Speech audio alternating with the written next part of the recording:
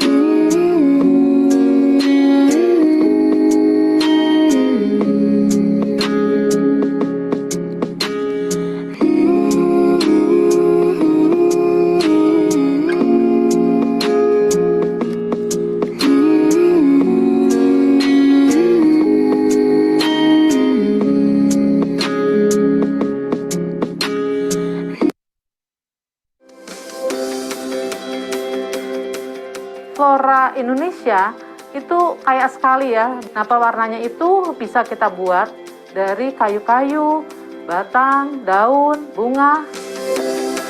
Untuk tahun ini inovasinya memang sangat beragam ya. Salah satunya adalah kombinasi antara material itu sendiri, misalnya dengan batik dan sebagainya, itu menjadi daya tarik dan sangat memiliki daya jual di internasional.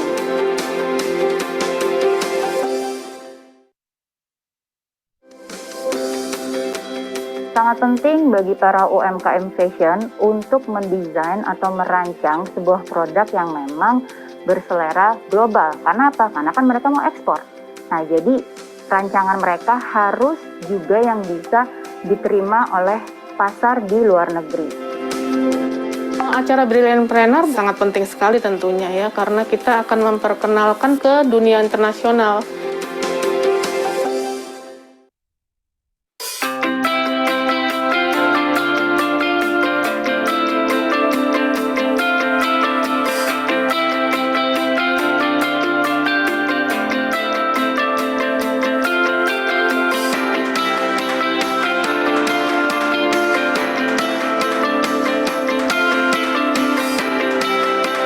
Selamat buat Rumah BUMN, selamat kami ucapkan untuk Rumah BUMN Jakarta.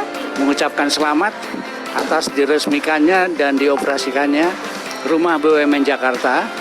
Saya ingin mengucapkan selamat untuk RB yang baru, Rumah BUMN Jakarta. Selamat atas peresmian Rumah BUMN Jakarta. Selamat untuk peresmian Rumah BUMN Jakarta. Tempat ini bagus sekali, ada 2 lantai yang bisa digunakan oleh seluruh UMKM di Kota Jakarta. I heartily congratulate BRI for the Rumah BUMN. It's a beautiful, beautiful idea.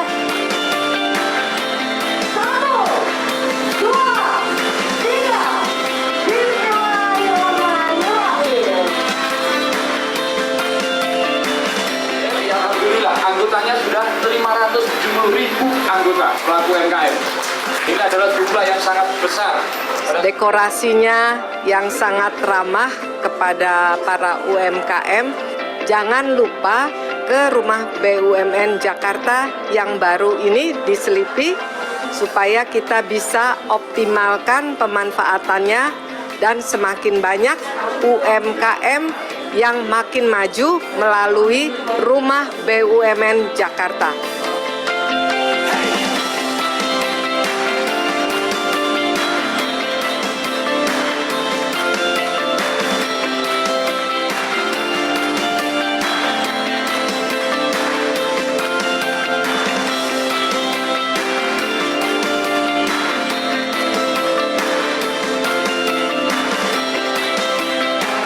semakin luas ini semakin banyak manfaat yang bisa disalurkan buat peserta UMKM. Selamat ya. Dengan tampilan yang begitu megah, tampilan yang begitu mewah, dengan pelayanan yang terbaik, Semakin berkembang, semakin maju dan memajukan para UMKM. Terus membimbing kawan-kawan semuanya agar Indonesia lebih bangkit lagi. Mudah-mudahan ke depannya lebih baik lagi. Semoga teman-teman bisa mendapatkan fasilitas yang lebih baik di rumah BUMN Jakarta.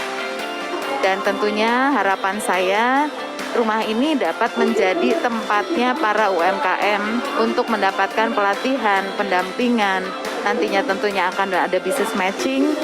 Semakin maju dan kolaborasi dengan UKM juga semakin tinggi.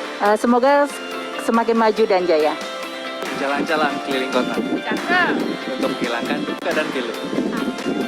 Selamat untuk peresmian rumah BUMN Jakarta, semoga sukses selalu.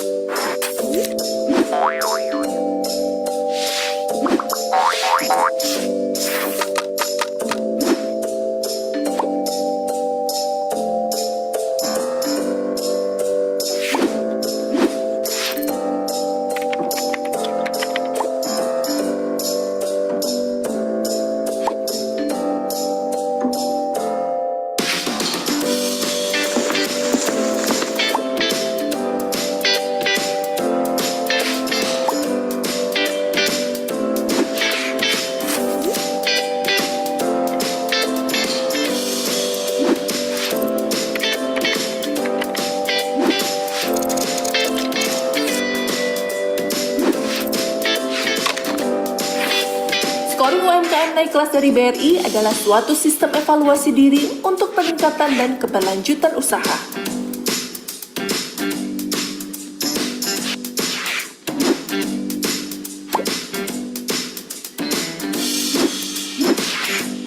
Scoring UMKM naik kelas dari BRI ini ditujukan untuk pelaku UMKM dan nasabah.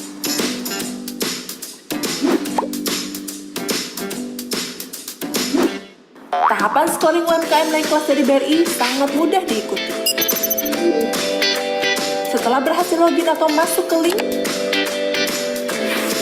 kemudian masukkan data KTP, data diri, dan kode OTP.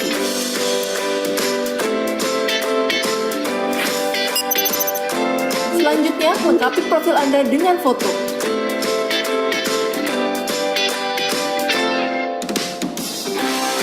Cek kompetensi usahamu dan isi survei. Setelah itu akan muncul hasil survei dan jangan lupa unduh sertifikatnya ya.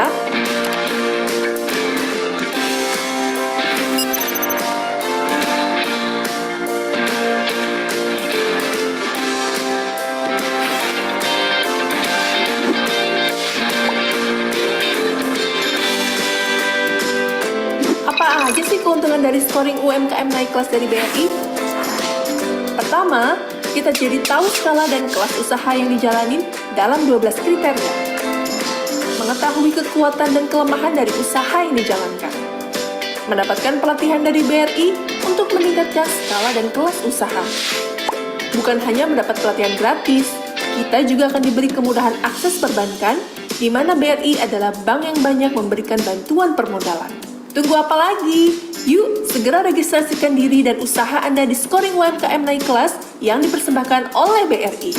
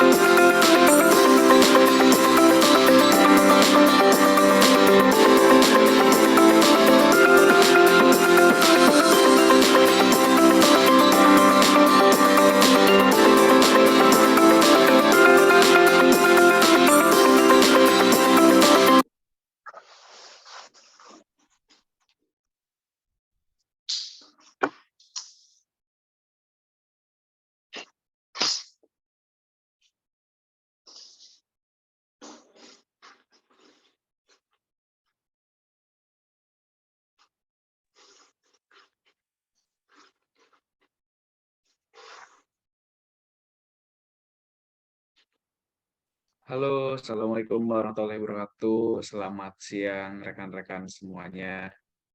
Selamat siang, Kang Asep Irfan.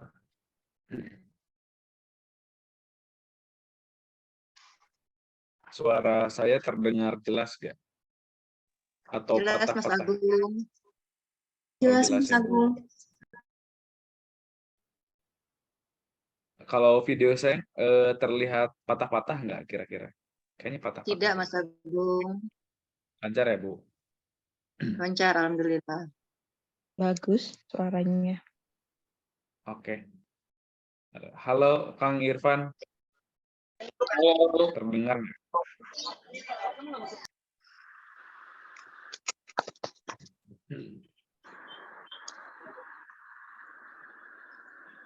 Cek, cek. Cek, Halo, halo. tes. Tes, Nah, aman, aman Pak. Aman, Kang Irfan.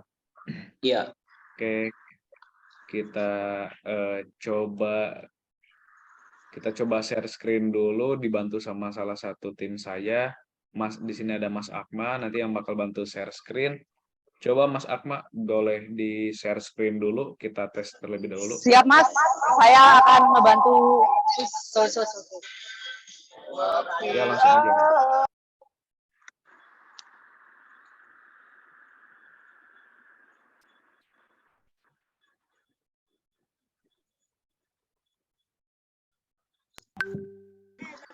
Mas, udah kelihatan kah? Aduh, ngentot. Oke, aman. Udah terlihat ya, Bapak Ibu semuanya, share screen-nya sendiri. Oke. Mas, sudah.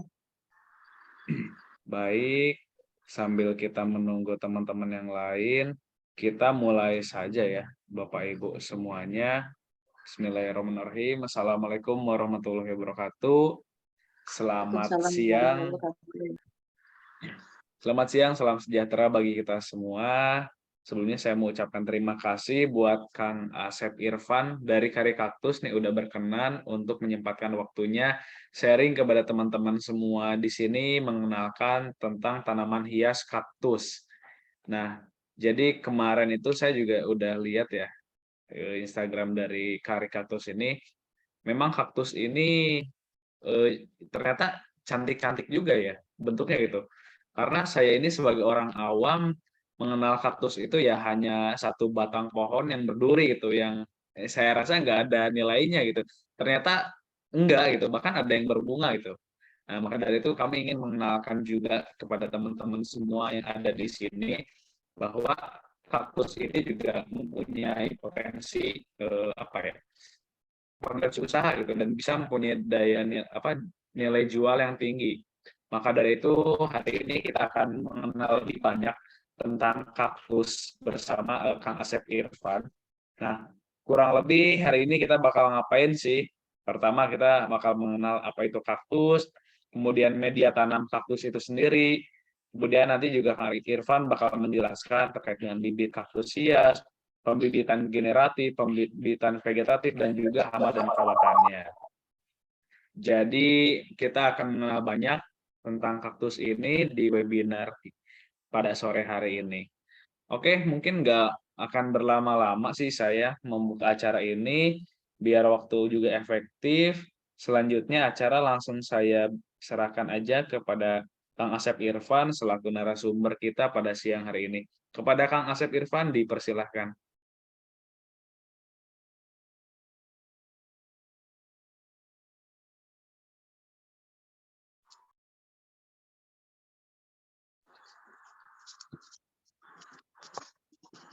Ya, selamat sore semuanya. Assalamualaikum warahmatullahi wabarakatuh. Waalaikumsalam warahmatullahi wabarakatuh. Aman ya, suaranya aman? Aman Kak. Aman. Perkenalkan, nama saya Asep Irfan Mauludin, biasa dipanggil Aim ya. Sebenarnya Aim itu ya singkatan dari nama Asep Irfan Mauludin. Usia saya 25 tahun. Saat ini saya berdomisili di Kabupaten Ciamis di Kecamatan Ciamis, Jawa Barat. Di sini saya sebagai pembudidaya ataupun seller daripada tanaman hias kaktus itu sendiri ya. Kebetulan membudidayakan kaktus merupakan hobi ya bagi saya yang sejak 4 tahun ke belakang. Pada awalnya memang hanya sekedar hobi merawat, namun karena kaktus itu merupakan makhluk hidup yang dalam siklus kehidupannya dia bisa melahirkan tunas, kemudian dia bisa diperbanyak, bisa kawin dan lain sebagainya, sehingga saya belajar untuk memperbanyak kaktus karena memang dia hidup menjadi banyak. Saya belajar merawat dan lain sebagainya, sehingga lambat laun dari hobi yang saya jalani nggak ada niatan untuk menjadi penjual sebenarnya. Namun seiring berjalannya waktu, ternyata takdir menentukan pada akhirnya saya menjadi penjual dari sedikit deh. Pak ada di situ rumah.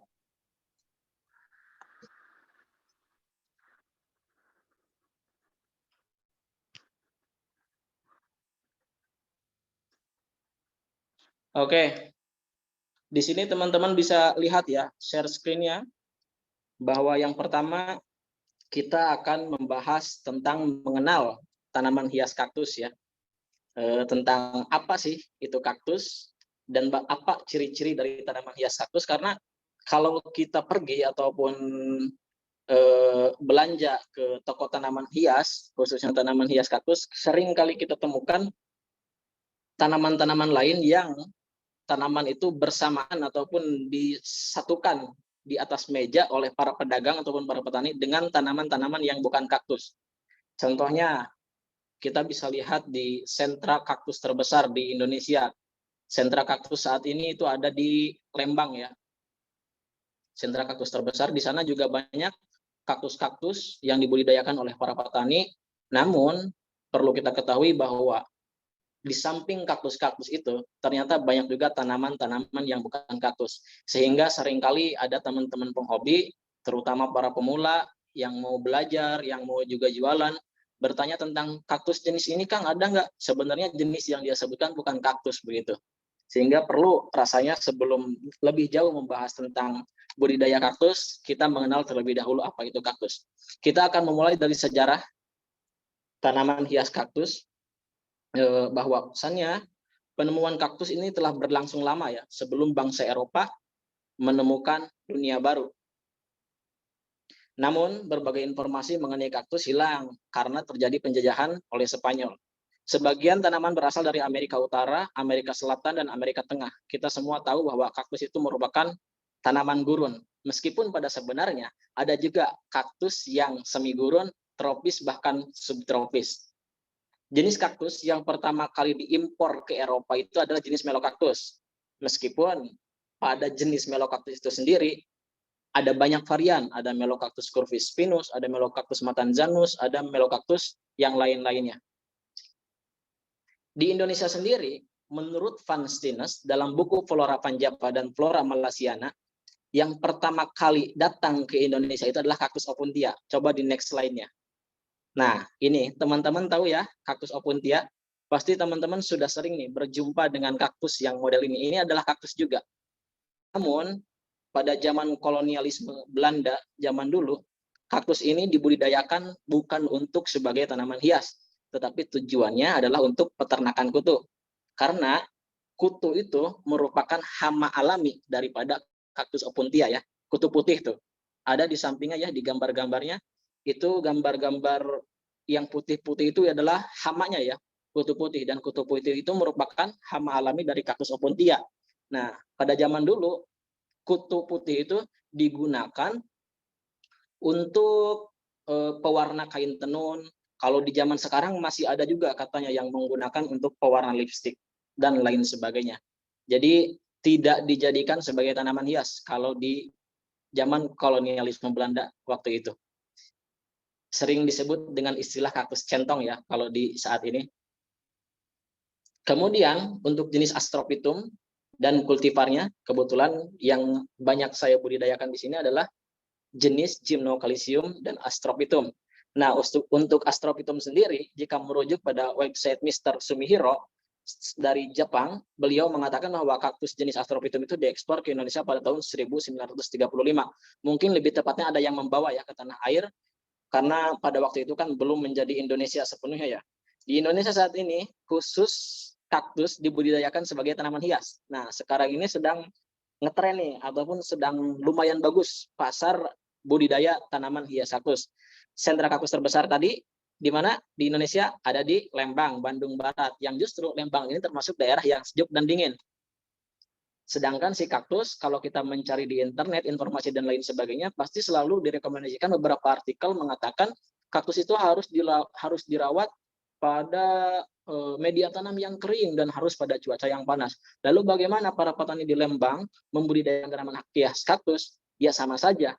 Para petani di Lembang juga membudidayakan kaktus di greenhouse, yang berarti greenhouse tersebut tertutup sehingga dapat menyimpan suhu panas di dalam greenhouse. Jadi sama saja, pembudidaya kaktus juga menggunakan suhu panas dalam pelaksanaan pembudidayaannya meskipun daerah Lembangnya adalah daerah dingin.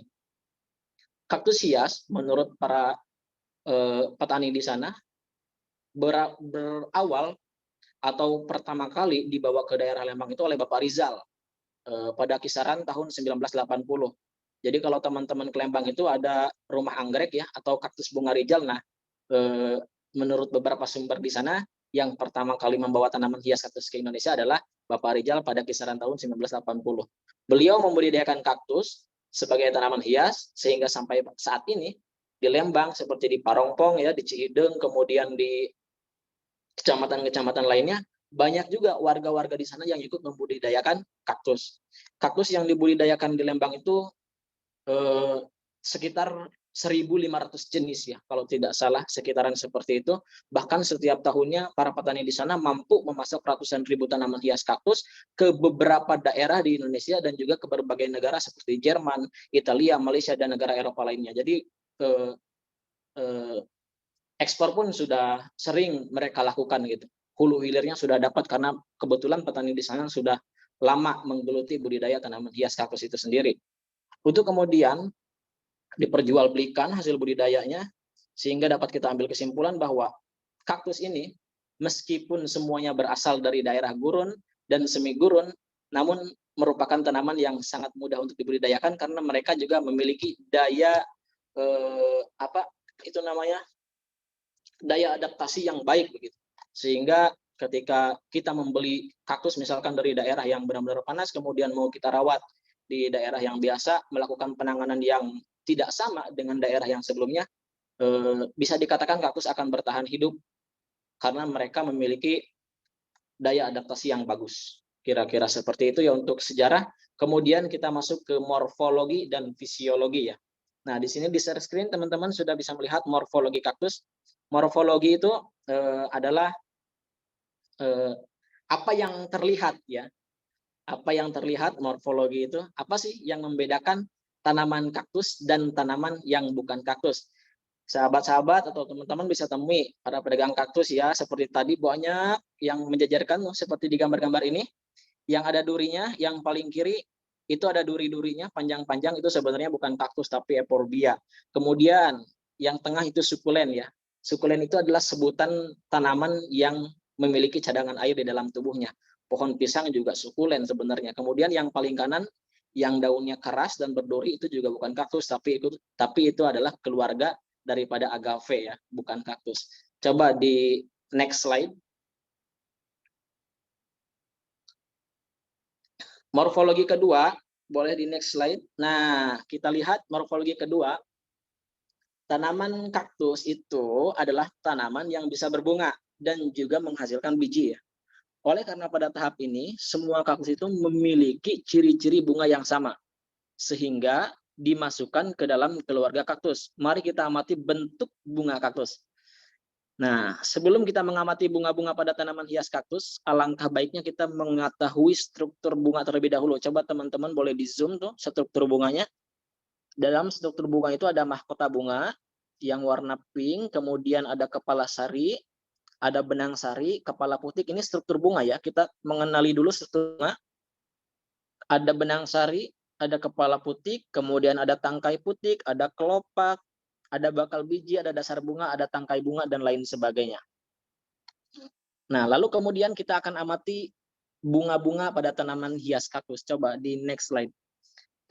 Nah, ini adalah bunga-bunga tanaman hias kaktus. Yang pertama ada bunga Astrophytum asterias. Bisa dilihat ya. Bisa teman-teman zoom ya, bunga Astrophytum asterias, kemudian ada bunga Gymnocalcium, kemudian ada juga bunga Lopopora fricci. Kemudian next. Nah, ini adalah bunga-bunga yang bukan kaktus, yang sering didagangkan bersamaan dengan tanaman hias kaktus. Karena memang kan seringkali judulnya itu para petani atau para penjual itu kaktus dan sukulen begitu kan. Jadi memang sering disatukan antara tanaman hias kaktus dengan tanaman sukulen. Karena memang kenapa disatukan? Karena memang tidak jauh beda perawatannya antara tanaman hias kaktus dan tanaman sukulen. Sukulen juga sebenarnya, kaktus juga sebenarnya sukulen, tapi tidak semua sukulen adalah kaktus. Kira-kira seperti itu. Itu ada bunga huernia, ada bunga stepalia, dan ada bunga dorstenia. Itu jelas berbeda ya, dari bentuk bunganya saja berbeda dengan bunga-bunga yang asli tanaman hias kaktus. Next. Setelah mengetahui ciri-ciri bunga tadi ya, sebelum masuk kepada bagian kedua, kita sudah mengetahui ya bahwa kaktus itu memiliki pola bunga yang sangat mirip ya. Seperti tadi ada bunga astro, bunga gymno, dan bunga lopopora ya, yang tadi yang tiga itu semuanya memiliki kemiripan. Nah, selain bunga, hal yang membedakan kaktus dan bukan kaktus adalah areola ataupun areoles. Ya, seperti yang teman-teman lihat di sini. Bisa di zoom ya, gambar A, gambar B, gambar C, dan gambar D ini bentuk areoles pada tanaman hias kaktus ya. Areola ini terdapat pada tubuh dan batang tanaman hias kaktus. Kalau misalkan di kaktus jasperti, misalkan ada kaktus berduri ya, jelas terlihat ya areolesnya. Kemudian ada juga kaktus yang tidak berduri seperti Astrophytum. Ada sebenarnya kaktus-kaktus yang tidak berduri. Jadi tidak semua kaktus itu memiliki duri. Cuman ketika dia tidak memiliki duri, sebenarnya dia juga memiliki glochid. Glochid itu bulu-bulu halus yang ada pada tanaman hias kaktus. Nah, si bulu-bulu halus dan si duri itu munculnya dari titik areoles. Sementara kalau tanaman yang bukan kaktus, meskipun ada durinya, tetapi dia tidak memiliki areoles, tidak memiliki titik tumbuh durinya. Seperti euphorbia. Banyak sekali tanaman euphorbia yang memiliki duri ya. Seperti yang tadi, yang panjang-panjang yang pertama itu euphorbia, mereka memiliki duri tetapi tidak punya areoles. Seperti itu ya. Sedangkan kalau kaktus, sebelum tumbuhnya duri, pasti di titik areoles dulu. Maupun duri, ataupun glochid, ataupun bulu-bulu halus yang ada pada kaktus, semuanya sama ya. Fungsinya yaitu modifikasi daripada daun. Secara fisiologi merupakan modifikasi daripada daun. Oke, next. Itu ciri yang kedua ya. Jadi si kaktus itu memiliki areoles. Nah, ini ada nih gambarnya. Pada areola terdapat beberapa bagian, diantaranya ada duri, dan juga ada glochid. Tuh. Kaktus yang kanan, Myrtillocactus ya itu. Yang paling kanan ada gambar Myrtillocactus. Itu berduri. Kemudian yang paling kiri ada Lopopora. Itu berbulu. Kalau kita amati dengan seksama, sebenarnya bulunya itu pun merupakan modifikasi daripada duri. Cuman lebih halus saja. Tapi kalau dipegang nggak menusuk sih. Oke. Dan teman-teman harus tahu ya, bahwa pada setiap duri tanaman hias kaktus itu terdapat zat yang bisa menyebabkan alergi ataupun gatal ya. Di beberapa tanaman kaktus yang ketika tertusuk pada kulit hewan ataupun kulit manusia bisa menyebabkan gatal ataupun alergi karena itu merupakan zat yang tersimpan, zat alami untuk melindungi dirinya. Kira-kira seperti itu. Next. Nah, sekarang sudah membedakan, bisa membedakan ya mana yang kaktus dan mana yang bukan kaktus. Coba dilihat. Bisa kita zoom ya. Apakah kedua tanaman ini kaktus atau ada yang bukan kaktus atau keduanya bukan kaktus? Yang pertama euphorbia, yang kedua juga euphorbia. Jadi kedua tanaman ini bukan kaktus ya. Mungkin yang pertama sering teman-teman lihat ya, karena yang pertama ini sudah banyak banget tersebar ya. Ini namanya Euphorbia trigona yang pertama. Dia bukan kaktus meskipun dia memiliki duri ya, tapi dia Euphorbia. Sebetulnya ada cara yang sangat simpel sih, yang sangat mudah untuk membedakan si Euphorbia ini kaktus atau bukan kaktus, tinggal kita potong saja.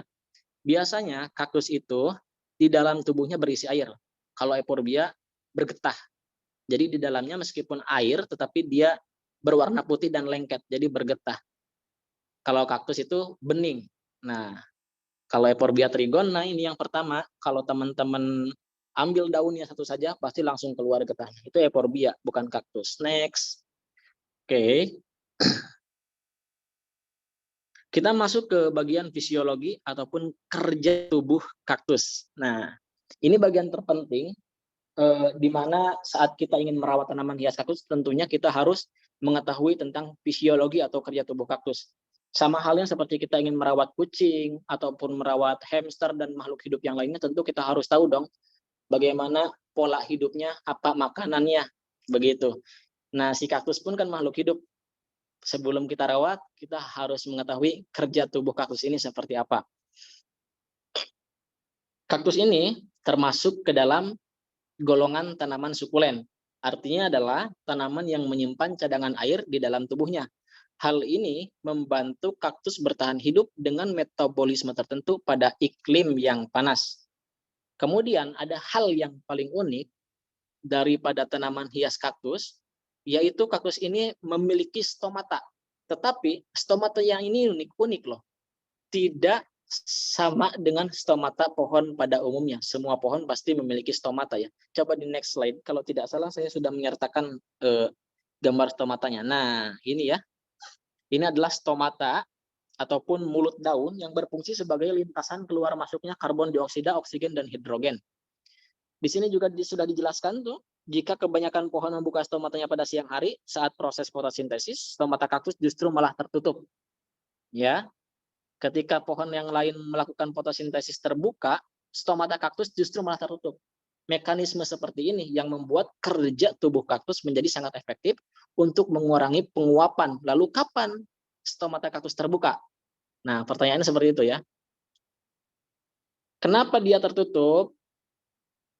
Dan ini bisa dikatakan sangat efektif untuk mengurangi penguapan sehingga muncul asumsi ataupun teori yang mengatakan bahwa kaktus itu enggak suka dengan media tanam yang terlalu basah dan tidak suka dengan suhu yang lembab. Karena memang stomatanya terbuka di malam hari. Ya. Jadi sebaliknya, jika pohon-pohon yang lain membuka stomata di siang hari, stomata kaktus justru menutup dan dia membuka stomatanya di malam hari ataupun saat mendung diiringi dengan turunnya suhu udara.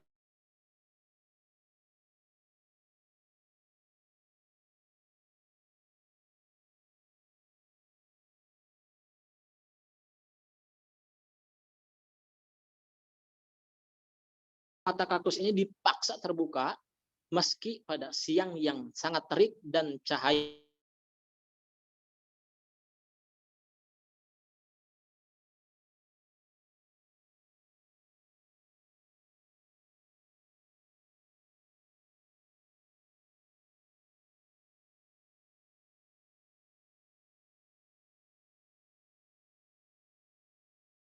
akan berdinding sel tipis sehingga stomata akan dibuka paksa lalu melakukan penguapan untuk mencapai kondisi idealnya kembali sampai kembali menutup. Jika hal ini terjadi secara berulang-ulang ya, maka bisa berpotensi membuat tubuh kaktus menjadi pecah. Karena pada tubuh kaktus juga terdapat stomata dan dinding sel yang tipis itu tadi. Sehingga kalau kita memberikan air yang berlebihan pada media tanam, itu bisa membuat sel dindingnya pecah dan membuat kaktus kita menjadi pecah. Biasa teman-teman penghobi ataupun teman-teman seller mengatakannya overnutrisi ataupun overwatering ya. Jadi overwatering itu terlalu kebanyakan air, suhu panas, sinar matahari terik, akhirnya kaktusnya pecah. Kira-kira seperti itu. Nah, selanjutnya masih dalam fisiologi, seperti yang sudah dijelaskan sebelumnya bahwa si kaktus itu memiliki duri, kalau enggak duri ya gelocin. Fungsinya apa? Dalam kerja tubuh kaktus, si duri dan glochid ini, yaitu fungsinya untuk menjebak uap air ataupun embun yang ada di lingkungannya. Beberapa duri dan glochid pada kaktus terdapat kelenjar yang memiliki zat tertentu. Nah, jadi selain memiliki zat, dia juga si duri-duri itu untuk menjebak air dan embun yang ada di lingkungan, serta untuk mengurangi penguapan yang ada dalam tubuhnya. Kan si tubuh kaktus menyimpan air ya, disebut sebagai sukulen. Nah, supaya si airnya yang di dalam tubuhnya tetap seimbang, tidak cepat melakukan penguapan, maka duri itulah yang menjaganya dari penguapan yang berlebihan. Kira-kira seperti itu ya. Kita masuk ke bagian jenis-jenis kaktus. Nah, ini jenis kaktus yang pertama adalah jenis Gymnocalycium. Jenis ini adalah jenis yang paling banyak di greenhouse saya sendiri ya. Merupakan jenis yang paling banyak dibudidayakan di sini juga. Gymnocalycium adalah kaktus unik yang banyak tersebar di Amerika Selatan. Nama Gymnocalycium diambil dari bahasa Yunani yang artinya kelopak telanjang. Gymnocalycium memiliki beberapa spesies. Apa saja sih spesies dari Gymnocalycium? Yang pertama ada Gymnocalycium mihanovici. Coba di next. Yang pertama Gymnocalycium mihanovici. Nah, Gymnocalycium mihanovici ini juga merupakan kaktus favorit ya untuk saya, karena mereka memiliki banyak varian dan juga memiliki banyak warna. Yang ditampilkan di layar teman-teman itu adalah Gymnocalycium di habitatnya ya. Di habitatnya memang berwarna coklat seperti kehitaman, ada hijau tua juga ya, dan kempes ya. Idealnya sih yang bagus tidak seperti itu, tapi karena itu di habitatnya ya seperti itu. Gymno ini juga merupakan spesies yang paling populer ya di Indonesia. Pasalnya mihanovici ini merupakan yang paling banyak varian dan memiliki varian yang unik-unik juga. Beberapa di antaranya ada Milo Starfire, ada Aurora, ada Root Beer, Sepia A, Sepia B, dan masih banyak lagi. Kultivar yang paling bagus itu ya ketika si Gymno ini memiliki klorofil yang sedikit ya, sehingga pada tubuhnya menghasilkan warna kuning, ataupun warna merah, maupun warna ungu, atau warna-warna yang lainnya. Jadi kalau yang hijau itu memang biasa ya, kaktus Gymnocalycium hijau biasa, tapi kalau yang banyak beredar ataupun banyak disukai oleh para pecinta hias adalah tanaman hias kaktus Gymno yang memiliki warna ataupun klorofilnya sedikit. Itu mutasi terbaiknya ya, yang tumbuhnya tidak lagi lazim, apalagi ketika ada kaktus Gymno yang bentuknya tidak seperti Gymno. Coba di next slide. Nah, bisa di zoom ya gambarnya oleh teman-teman semua. Yang ini adalah Gymno mihanovici Starfire, biasa disebut sebagai Milo atau mihanovici lokal, karena kebetulan ini adalah kultivar mihanovicinya Indonesia, diberi nama Gymnocalycium Milo Starfire atau mihanovici lokal Starfire ya. Ini merupakan Gymno yang banyak juga nih, banyak beredar di Indonesia dan favorit juga. Untuk warnanya bisa teman-teman lihat ya, sangat berbeda dengan warna di habitat aslinya. Bagaimana bahwa Gymno yang sudah menjadi tanaman hias ataupun menjadi koleksi bagi para kolektor tanaman hias berbeda dengan Gymno-Gymno yang ada di habitat. Tentu berbeda ya, karena sudah hasil daripada pemilihan dari hasil breeding ataupun budidayanya.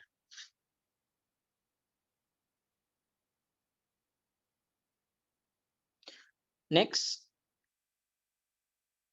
Nah, ini adalah yang gambar mutasi terbaik ya. Jadi selain daripada warna, jadi kalau kita melihat dari grade itu ada Gymno yang hijau, ada Gymno yang variegata atau yang berwarna, yang ketiga ada Gymno udah variegata, terus dia mutasi. Jadi mutasi itu ya cacat. Jadi semakin cacat justru semakin bernilai harganya. Kira-kira seperti itu ya. Bisa dilihat gambarnya bahwa yang tadi itu seperti bintang ya, Gymnonya, sementara yang ini sudah hampir seperti sisir. Ini disebutnya dengan crested ataupun cristata. Next. Ini masih Gymno ya. Nah, Kemudian ada spesies Pagazzini. Jadi kalau tadi spesies Mihanovici, yang kedua ada spesies Pagazzini. Jadi kalau kita berbicara tentang jenis, sebenarnya setiap jenis itu memiliki banyak spesies. Seperti Gymno ini. Ada Mihanovici, ada Friedrichi, ada Pagazzini, ada Baldianum. Seperti Astrophytum pun banyak spesiesnya. Cuman yang sering kita tahu kan jenisnya saja, rata-rata seperti itu ya. Nah, yang kedua ini adalah Pagazzini. Ini juga merupakan kaktus yang berduri sangar ya. Dia memang jarang sekali yang berwarna, sekali ada yang berwarna pasti nilainya atau harga jualnya tinggi ya. Spesies ini banyak tersebar di negara Argentina, di Indonesia sendiri sudah ada spesies ini tetapi tidak begitu banyak ya. Dan yang tersebar di sini rata-rata mencapai diameter 6 sampai 7 cm saja. Sementara kalau di habitatnya dia bisa mencapai 20 cm lebih ya. Mungkin kenapa di sini adanya hanya yang kecil-kecil karena mungkin banyak yang mati di perjalanan ya, ataupun mati saat lagi dirawat sehingga tidak bisa mencapai size idealnya ya, ataupun size besarnya. Next, ada spesies lain. Nah, ini spesies yang ketiga ada Baldianum ya. Baldianum ini juga banyak tersebar di Argentina juga. Baldianum sudah banyak juga diimpor ke Indonesia oleh para petani dari Italia. Jadi di Italia banyak pembudidaya, kemudian orang-orang di Indo banyak yang impornya dari Italia ya. Di Indonesia sendiri sudah lumayan banyak dan tersebar sih untuk spesies Baldianum, hanya saja banyak Baldianum variegata ataupun yang berwarna ya. Kalau di sini justru lebih banyak yang variegatanya untuk Baldianum yang berwarna dibandingkan Baldianum yang berwarna hijau. Karena kebetulan Baldianum yang variegata pun tidak sulit untuk didapatkan ya kalau di Indonesia. Beda dengan Pagazzini yang tadi. Oke, kita bahas 3 saja ya untuk spesies Gymno. Selanjutnya kita akan masuk ke jenis Astrophytum. Next, coba. Ada jenis Astrophytum nih. Nah, kita bisa lihat dan kita bisa baca dulu. Spesies ini kadang disebut sebagai batu hidup di habitatnya. Nama Astrophytum diambil dari bahasa Yunani yang berasal dari kata astron yang artinya bintang dan piton yang artinya tanaman. Kaktus Astrophytum ini terdaftar sebagai tanaman yang terancam punah oleh US Fish and Wildlife Service pada tahun 1993. Hal ini terjadi karena populasinya yang sedikit dan tingkat pengumpulannya yang banyak. Astrophytum ini juga 30% lah dari ada yang di greenhouse saya. Greenhouse saya jadi isinya 30% Astrophytum. Selain daripada bentuknya yang unik, kalau kita membaca di sini ya bahwa dia merupakan tanaman yang dilindungi, itu juga sepertinya menjadi nilai jual juga bagi kita. Apalagi kalau kita ketahui bahwa Astrophytum ini juga terdaftar dalam Konvensi Perdagangan Internasional Spesies Terancam Punah atau CITES ya. CITES ini merupakan perjanjian Uni Internasional untuk Konversi Alam tahun 1963. Konvensi ini bertujuan melindungi tumbuhan dan satwa liar terhadap perdagangan internasional spesimen tumbuhan dan satwa liar yang mengakibatkan kelestarian spesies tersebut terancam. CITES itu kan terbagi menjadi 3 bagian ya. Ada 3 appendix. Ada appendix 1, daftar seluruh spesies tumbuhan dan satwa liar yang dilarang dalam segala bentuk perdagangan internasional. Itu appendix 1.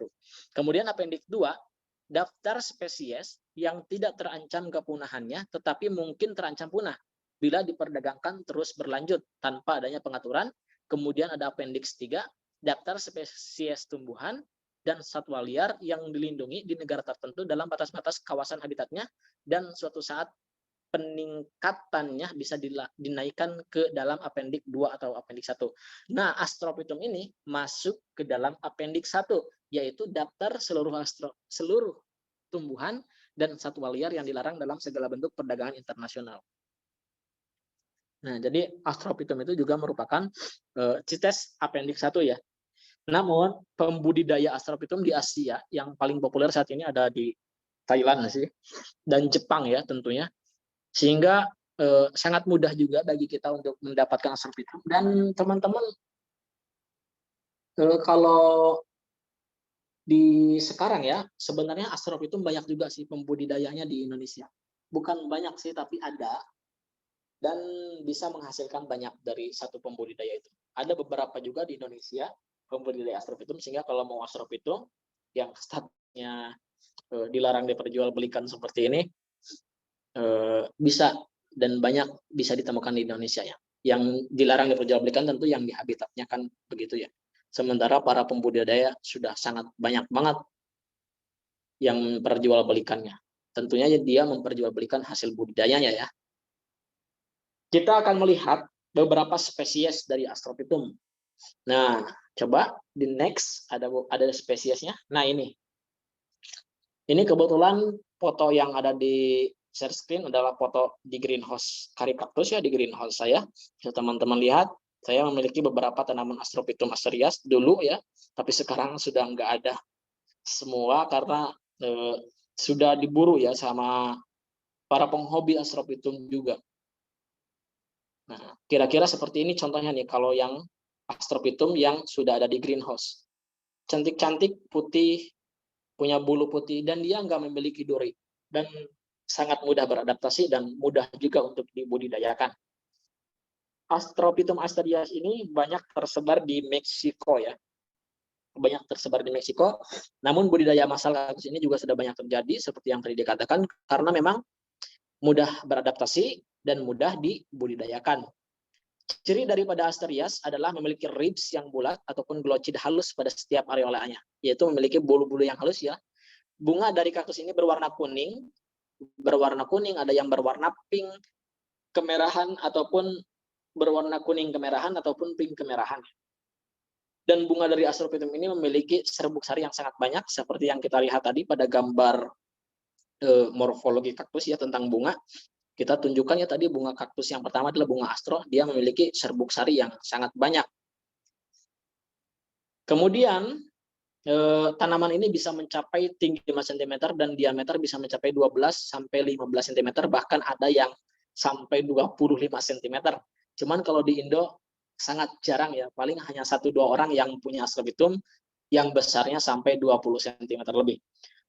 Reproduksi Astrophytum ini terjadi melalui penyerbukan silang yang dilakukan oleh lebah kecil dan lebah berukuran sedang kalau di habitatnya. Kalau di budidaya, kita melakukan polinasi silang secara manual ya, yaitu atas bantuan tangan manusia memindahkan serbuk sari pohon Astrophytum yang satu ke pohon Astrophytum yang lainnya yang sedang berbunga. Jadi harus dilakukan polinasi silang, tidak bisa self poly ya. Meskipun self poly ada beberapa yang berhasil, tetapi keberhasilannya sangat minim. Kira-kira seperti itu ya. Nah, lanjut. Kematangan seksual spesies Astrophytum ini umurnya 2-3 tahun. Ketika sudah mencapai 2-3 tahun, biasanya dia memiliki bunga yang bagus ataupun bunga yang siap untuk dikawinkan. Mirip sekali dengan tanaman Operbia obesa. Kalau teman-teman di sini ada penghobi tanaman, pasti ada tahu ya. Jenis Astrophytum ini sangat mirip dengan Euphorbia obesa bentuknya, tetapi meskipun sama-sama sukulen, obesa itu bukanlah kaktus, melainkan dia ada Euphorbia. Masih di Astrophytum ya, meskipun terlihat gambar yang sama, ya karena memang yang digambar ini adalah varian yang sama, tapi kalau teman-teman mau ketahui sebenarnya Astrophytum itu memiliki banyak varian juga. Ada Astrophytum cabuto, ada Astrophytum asterias, ada Astrophytum asteria super cabuto, Astrophytum V-type, kemudian ada Kiko turtle, ada variegata, dan masih banyak lagi. Untuk variannya, jadi untuk jenis, nah jenisnya Astrophytum, spesiesnya asterias. Nah, dari asterias ini turunannya masih banyak lagi variannya. Jadi memang banyak sekali ya untuk berbicara satu jenis satu spesies saja, turunannya ini masih banyak sekali. Kita masuk ke spesies Astrophytum yang kedua. Next. Nah, ini Astrophytum capricorn. Ini masih sama astro sebenarnya, tapi dia memiliki duri hampir mirip gymnodurinya. Cuma durinya lebih panjang. Astrophytum capri ini adalah Astrophytum yang berasal dari Meksiko Utara. Habitat aslinya dari Meksiko Utara. Spesies ini bisa mencapai tinggi 25 cm, dengan diameter bisa sampai 15 cm, 20 cm, bahkan ada yang 25 cm. Biasanya spesies ini memiliki 7-8 ribs atau tulang rusuk. Nah, ribs itu ini ya, yang membentuk bintang-bintang, itu ribsnya, tulang rusuknya. Biasanya 7-8 ribs saja. Memiliki bunga yang sama dengan Astrophytum asterias ataupun kaktus yang lainnya. Bunganya sama. Karena di dalam morfologi tadi disebutkan bahwa bunga kaktus itu sama, memiliki kesamaan dan kemiripan. Jadi bunga Astropitum, bunga Gymno lebih kurang sama bentuk dan warnanya, kira-kira seperti itu. Jadi bunganya sama meskipun pohonnya sangat berbeda bentuknya. Reproduksinya juga sama dengan penyerbukan silang untuk Astropitum. Spesies jenis ini juga sudah banyak masuk ya di Indonesia dan termasuk spesies yang diburu oleh para kolektor kaktus. Spesies ketiga, next, kita akan masuk ke Astropitum CM, caput medusae ya. Banyak tersebar juga di Meksiko, bentuknya menyerupai akar dengan gelocit halus pada tubuhnya. Coba teman-teman zoom, nah itu yang menyerupai akar yang menjulang ke atas. Kebetulan saya ambil gambar yang ada di habitatnya, itu adalah Astropitumnya. Spesies ini bisa diperbanyak dengan perkawinan silang atau dengan okulasi, dengan digrafting ya. Spesies ini juga sudah lumayan banyak tersebar di Indonesia, namun harganya masih lumayan tinggi. Termasuk spesies yang lebih sulit untuk dia beradaptasi jika dibandingkan dengan Astropitum spesies-spesies yang lain. Sehingga nilai jualnya masih lumayan ya dibandingkan dengan Astropitum astarias yang biasa. Selanjutnya, next, ada Astropitum cohulens. Nah, ini ada Astropitum cohulens. Astropitum ini juga berasal dari Meksiko, khususnya di daerah Coahuila ya. Kaktus ini memiliki pertumbuhan yang lebih lambat dari spesies yang lain. Memiliki bentuk seperti bintang jika dilihat dari bagian atas, memiliki bunga yang sama tentunya dengan Astropitum spesies lain, dan produksinya juga dengan penyerbukan silang. Astropitum spesies ini juga ada beberapa yang diimpor ke Indonesia, namun tentunya yang diimpor adalah hasil dari budidaya petani ya, bukan dari habitat aslinya. Dan harganya masih lumayan ya untuk cohulens, karena selain daripada jarang, kalau kita mau ambil dari luar, di Indonesia juga masih jarang, serta pertumbuhannya ya terhitung lambat ya daripada kaktus-kaktus yang lain atau daripada Astropitum yang lain. Kita akan masuk ke jenis yang ketiga. Baru 2 jenis ya. Nggak akan banyak bahas jenis kok. Kalau nggak salah saya hanya menyiapkan 3 jenis saja. Yang ketiga adalah jenis Mammillaria. Kalau teman-teman lihat, coba kita di zoom aja, di sana ada yang seperti cabai ya, tapi terbalik. Nah, itu adalah buah daripada Mammillaria. Awalnya dia berbunga, kemudian dia menjadi buah.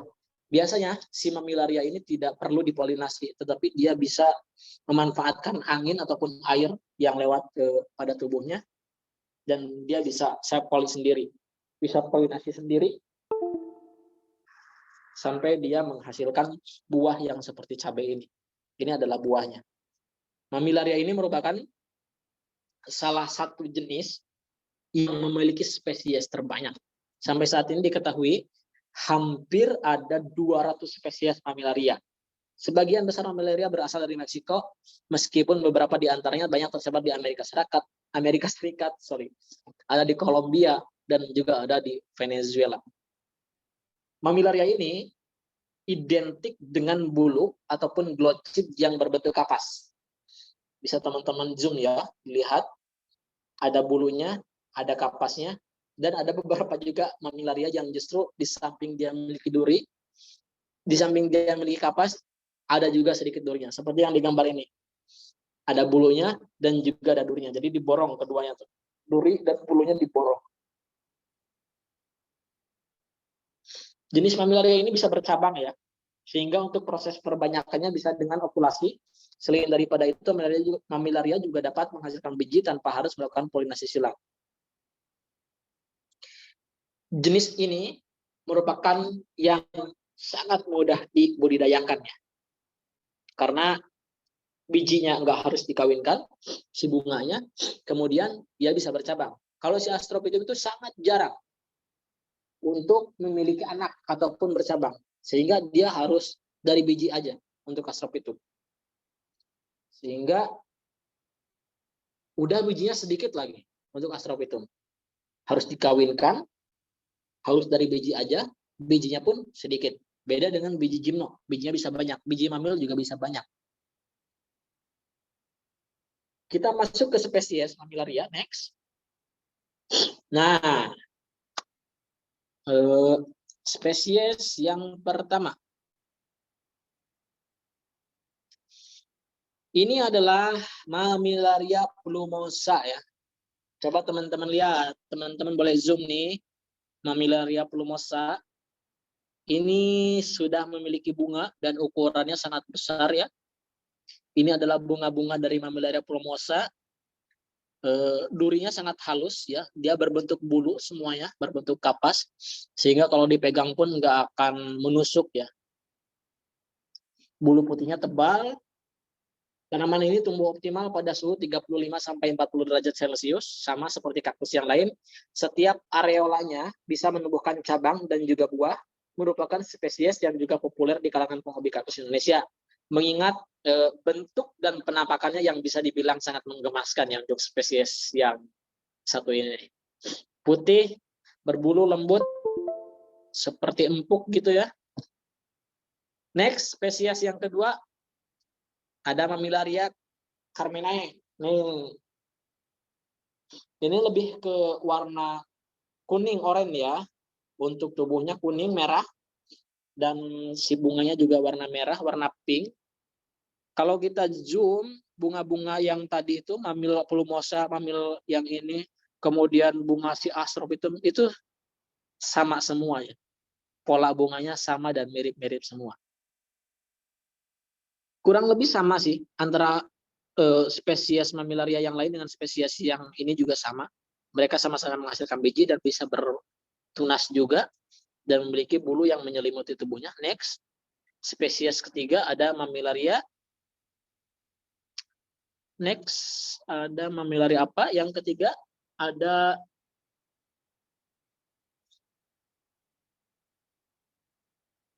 Humboldti ya. Yang ketiga kalau nggak salah, iya. Nah, Mamil Humboldti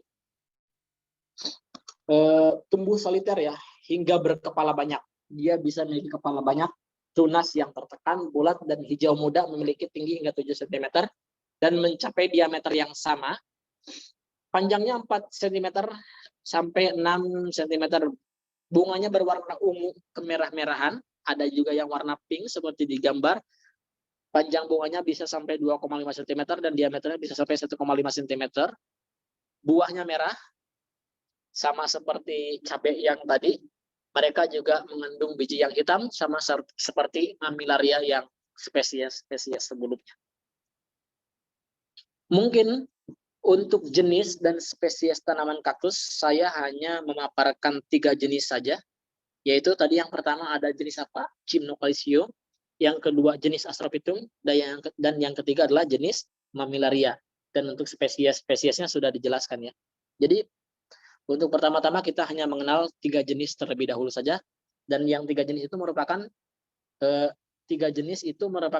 jenis yang saat ini trennya sedang lumayan dibandingkan dengan jenis-jenis yang lain.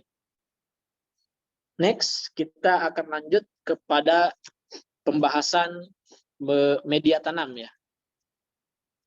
Ya, kita akan lanjut membahas tentang media tanam hias kaktus. Yang pertama, bisa teman-teman lihat di gambar. Ada media pembibitan ataupun media untuk generatif, ada media pembibitan vegetatif, dan media tanam kaktus dewasa atau kaktus yang sudah siap menerima paparan sinar matahari langsung. Pembibitan generatif biasanya saya menggunakan Pumais kasar dan Pitmos TS2 ya. Karena Pitmos itu ada yang TS, ada juga yang biru dan ada yang hijau. Nah, saya pakainya yang merah. Yang merah itu yang TS. Yang biru dan hijau saya nggak tahu tulisannya karena memang saya nggak pakai. Bagaimana cara membuat media pembibitan generatif? Yaitu dengan cara menyimpan Pumais kasar sebagai dasaran pot, kemudian dilapisi dengan Pitmos di bagian atas. Jadi si Pumais kasar dengan Pitmosnya itu enggak diaduk, enggak dicampur, tapi simpan dulu Pumais kasarnya, kemudian taburkan Pitmos di atasnya setebal kurang lebih 1,5 sampai 2 cm. Lalu kemudian kita menabur benih ataupun menabur biji dari hasil perkawinan tadi. Kalau misalkan kita sudah mengawinkan kaktus, menghasilkan biji, kita mau menanam biji, nah ini media tanam untuk menanam biji, yaitu pumice kasar dan Pitmoss TS2. Teman-teman bisa catat aja dulu ya, ataupun di screenshot, sehingga ketika nanti teman-teman belum tahu ataupun mau mengetahui pumice itu apa sih, tinggal cari aja di Google ataupun di marketplace, banyak yang jualan. Pitmoss TS2 juga banyak yang jualan di marketplace. Jadi tinggal di screenshot dulu aja. Kemudian ada media tanam pembibitan vegetatif, ya.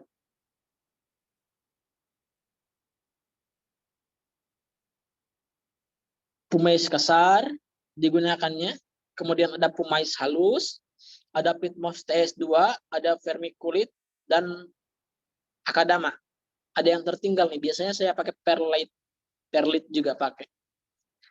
Bisa di screenshot saja ya, untuk nama-nama komponennya, supaya nanti mudah ketika teman-teman mau mencari komponen media tanamnya. Untuk peracikannya, yang vegetatif ini, kita mencampurkan ya seluruh komponen media tanam menjadi satu dengan perbandingan yang diperkirakan saja. Kalau misalkan kebingungan karena saya tidak bisa mempraktekannya di sini, mungkin bisa lebih lanjut dilihat di Instagram Karikaktus 2 ya, di Instagram saya. Kalau nggak salah udah ada di sana. Nah, setelah dicampurkan semuanya, kemudian kita simpan pada pot ataupun pada nampan yang akan kita gunakan. Sebelum digunakan atau ditanam kaktusnya, kita taburi dulu dengan Pitmoss halus, dengan Pitmoss TS2 setebal kurang lebih 0,5 cm untuk mempermudah tumbuhnya akar. Begitu. Jadi setelah meracik media tanam utama, kita simpan media tanam utamanya, lalu kita taburi dengan Pitmoss dan simpan bibit kaktusnya. Kalau untuk vegetatif. Kemudian selanjutnya, media tanam kaktus yang dewasa, komponennya pumice, Pitmoss, perlite, vermiculite, akadama.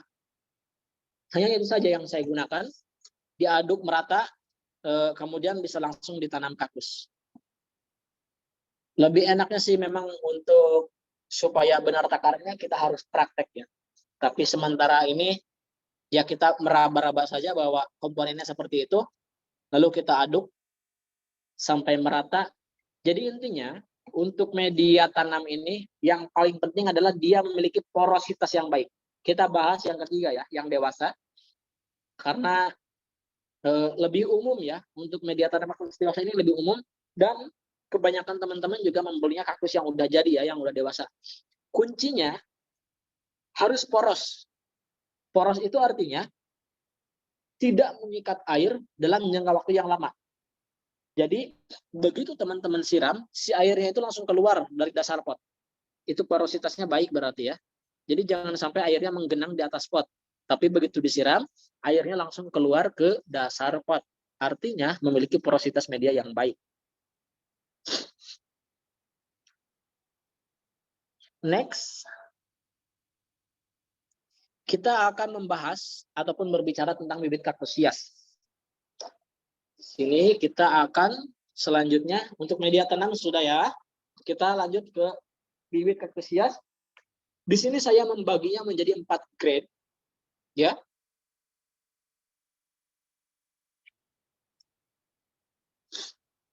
Yang pertama ada grade seedling. Ya. Yaitu kaktus yang tumbuh dari biji atau kaktus yang dihasilkan dari pembibitan generatif. Kemudian ada potelan, ada grafting dan ex grafting. Kenapa saya membuat grade? Lalu atas dasar apa grade ini muncul?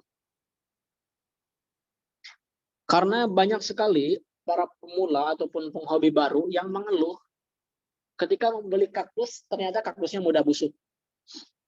Ataupun kaktusnya enggak hidup lama di tempat mereka, serta memiliki daya tahan yang tidak baik.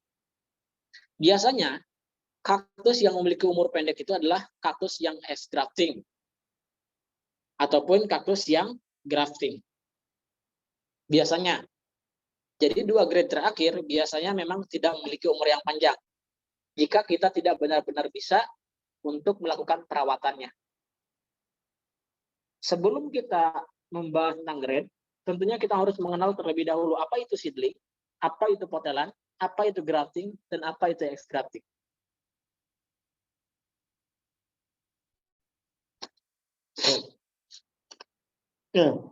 Bentar.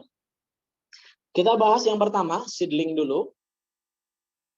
Seedling itu kaktus yang tumbuh dari biji atau kaktus yang dihasilkan dari pembibitan generatif.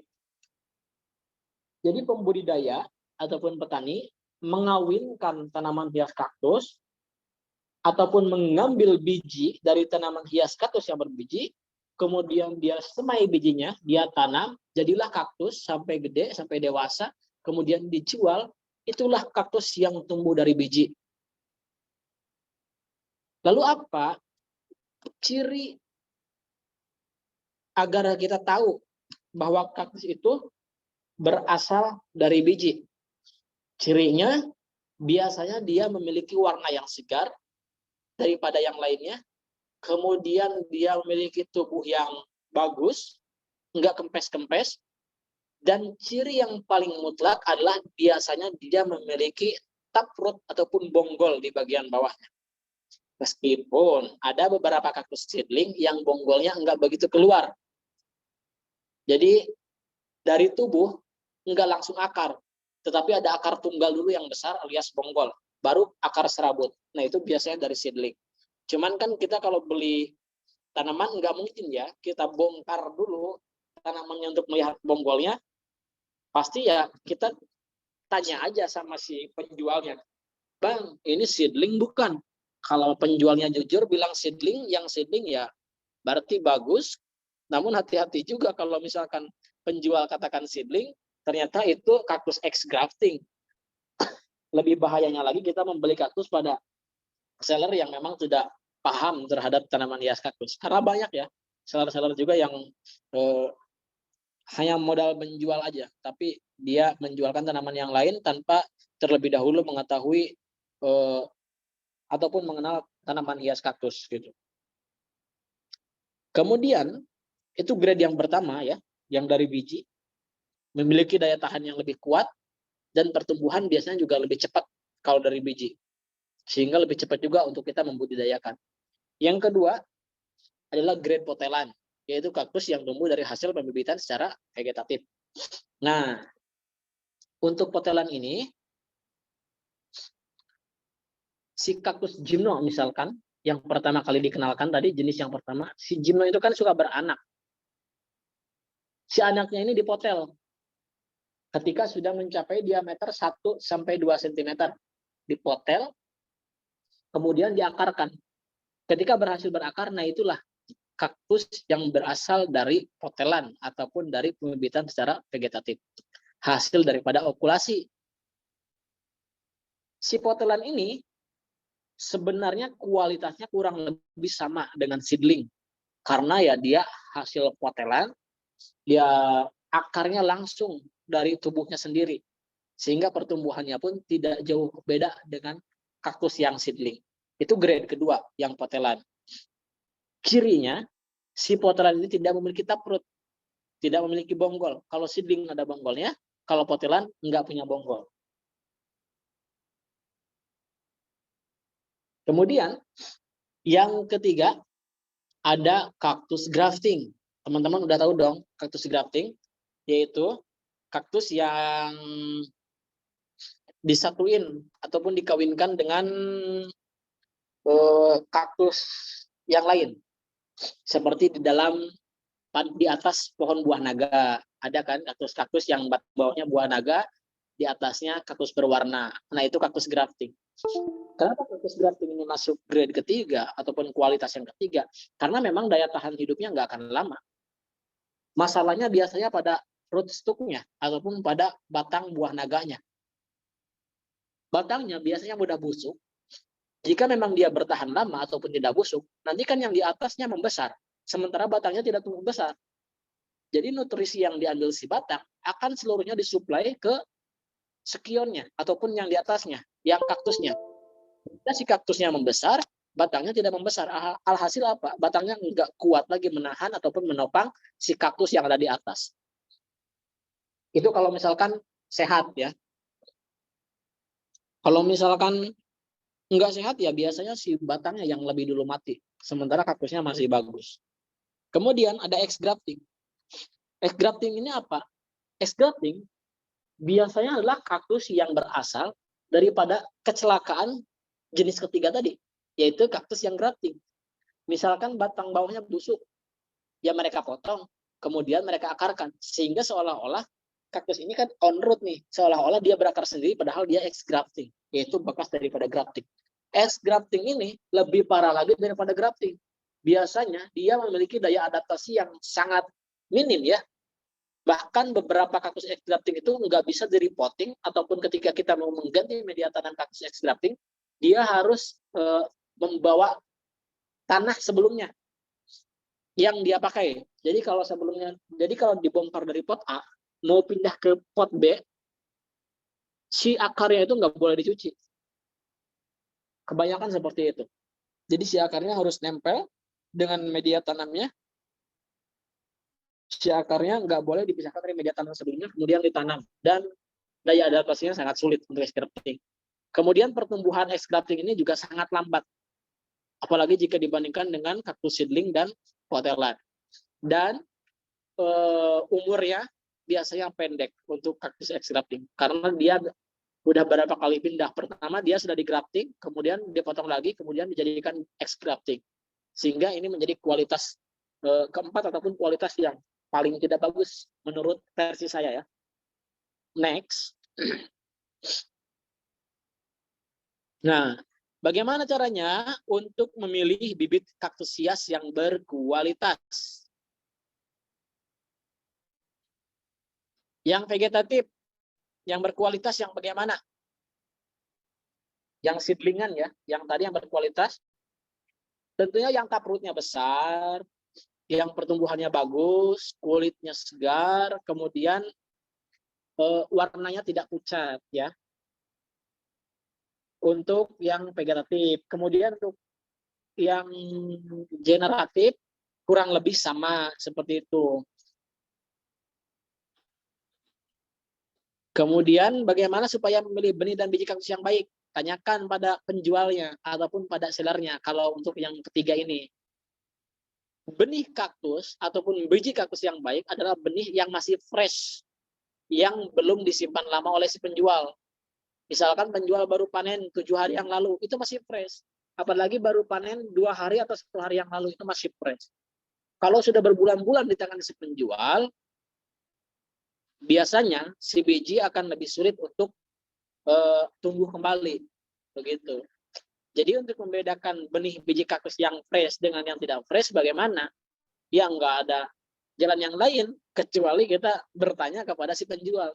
Karena biji yang fresh dengan biji yang sudah disimpan lama, lebih kurang bentuk dan penampakannya sama saja. Jadi nggak ada yang berubah. Jadi untuk poin ketiga ini, ya kita tinggal taruh percaya saja kepada yang penjual. Kita tanya penjual, kita percaya nggak sama si penjual, kira-kira seperti itu untuk yang ketiga. Next.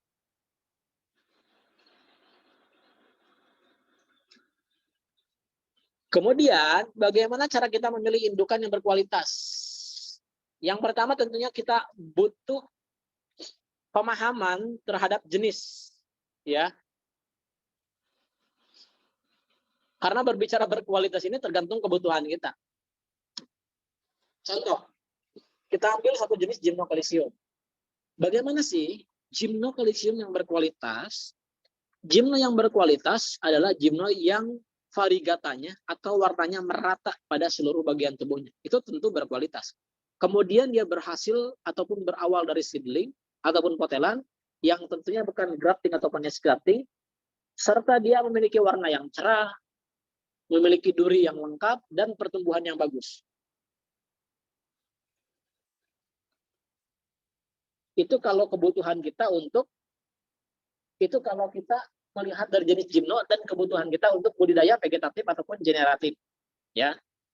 Sementara, kalau kita butuhnya untuk generatif dan butuhnya untuk jangka pendek, tetapi cepat, ya kita pilihnya yang grafting.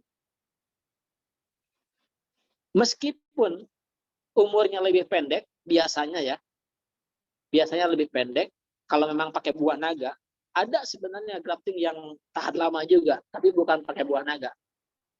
Yaitu dengan menggunakan rootstock triangle misalkan. Bisa juga katakan indukan yang baik kaktus grafting itu kalau misalkan tujuannya kita mau mengambil bunganya. Kenapa demikian? Karena kaktus grafting itu lebih cepat berbunga daripada kaktus yang bukan grafting. Maksudnya, meskipun size kaktusnya baru 2 cm atau 3 cm, si kaktus grafting ini bisa menghasilkan bunga dengan cepat dibandingkan kaktus yang tidak grafting yang size-nya sama. Kira-kira seperti itu.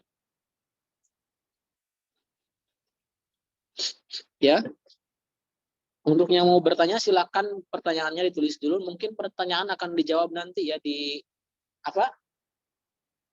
di sesi pertanyaan. Masih slide sebelumnya, Kak. Coba kembali ke slide sebelumnya.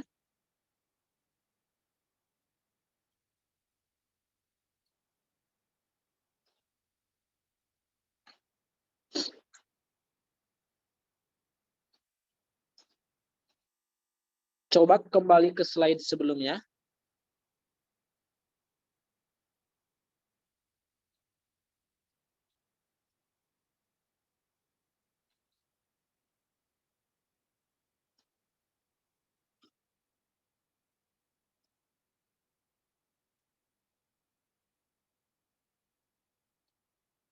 Oke. Kita lanjut aja berarti ya ke pembibitan generatif. Pembibitan generatif itu adalah pembibitan yang dilakukan dari hasil seksual ataupun perkawinan ya. Pada prosesnya serbuk sari masuk ke dalam kepala putik yang dibantu oleh angin, air, hewan ataupun bantuan tangan manusia. Kalau di greenhouse tentunya dengan bantuan tangan manusia ya. Beberapa jenis yang bisa melakukan self polinasi diantaranya adalah Frailea, Turbinicarpus, Mammillaria, sedangkan untuk beberapa jenis lain seperti gymno yang ada di gambar ini. Lanjut, next aja. Nah, itu di situ aja share screen-nya. Sedangkan untuk yang ada di gambar ini jenis Gymnotelux. Nah, seperti yang sudah saya jelaskan tadi ya. Meskipun dia kecil, bisa dilihat bunganya 1, 2, 3, 4, 5, 6, 7, 8. Dia memiliki 8 bunga. Kalau misalkan kaktus on root yang non grafting, ini mustahil ya. Bahkan sangat jarang untuk memiliki 8 bunga dan 8 buah. Ini semua polinasinya hampir berhasil. Dan dia akan menghasilkan buah. Itu kelebihan grafting. Jadi untuk memilih induk berkualitas kembali lagi pada tujuan kita. Kita mau membudidayakan seperti apa? Mau budidaya vegetatif atau generatif? Kalau generatif ya kita ambil grafting. Kalau vegetatif kita ambilnya dari yang bukan grafting. Karena kenapa? Karena potelan yang dari induk grafting itu akan sangat sulit diakarkan. Misalkan Anda punya kaktus grafting, kemudian ada anakan, anaknya Anda potel, kemudian mau Anda akarin, yaitu sulit banget, akan menjadi susah. Karena dia berasal dari induk yang grafting. Kita masuk ya ke pembahasan pembibitan generatif, yaitu hasil daripada perkawinan. Ada beberapa jenis yang tidak perlu dikawinkan oleh bantuan tangan manusia, dan ada juga beberapa jenis yang justru harus dan wajib dikawinkan dengan bantuan tangan manusia dan harus disilangkan dengan bunga yang lain. Seperti yang pada gambar ini, kaktus gymno, dia tidak bisa berbunga. Dia tidak bisa berbuah kalau misalkan dia dikawinkan dengan bunga yang satu pohon. Misalkan bunga yang kiri dikawinkan dengan di sebelahnya tuh, dia nggak akan jadi, tapi harus dikawinkan dengan bunga pohon yang lain. Perbedaan pembibitan generatif dengan vegetatif, secara generatif memerlukan polen jantan dan kepala betina, ya, jadi harus ada bunga jantan dan bunga betina. Sementara untuk vegetatif, ya dia tinggal beranak dan tinggal kita potel, jadi tidak perlu punya kaktus banyak untuk vegetatif. Satu indukan pun jadi. Next, kita masuk ke tahap pembibitan.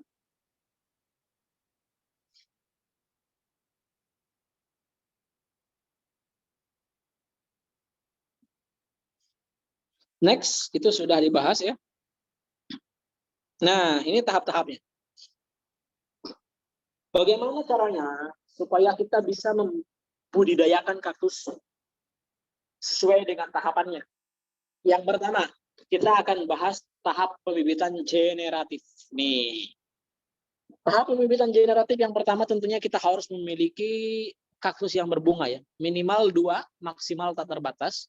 Kenapa harus 2? Karena harus dipolis silang. Yang pertama kita akan melakukan tahap pembungaan.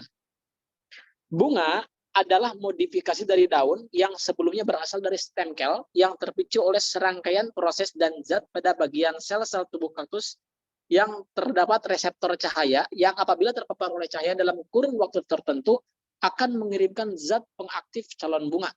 Nah, tahap paling pertama adalah harus memiliki induk kaktus seperti yang tadi. Kemudian kita punya 2 induk yang sejenis.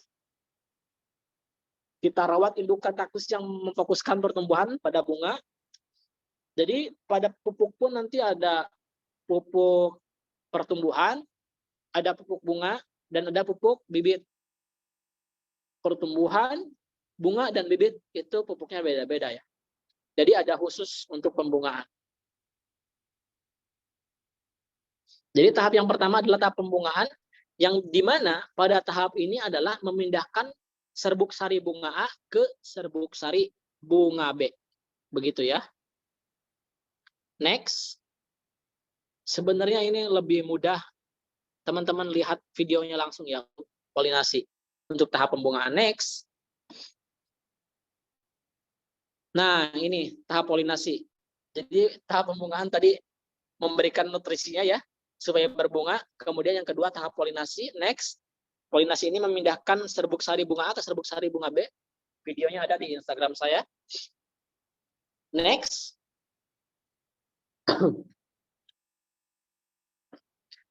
Kemudian tahap panen biji. Biji dipanen ketika dia sudah berwarna merah ataupun sudah pecah ya. Namun ada beberapa biji yang tidak mampu pecah alias kulitnya terlalu tebal.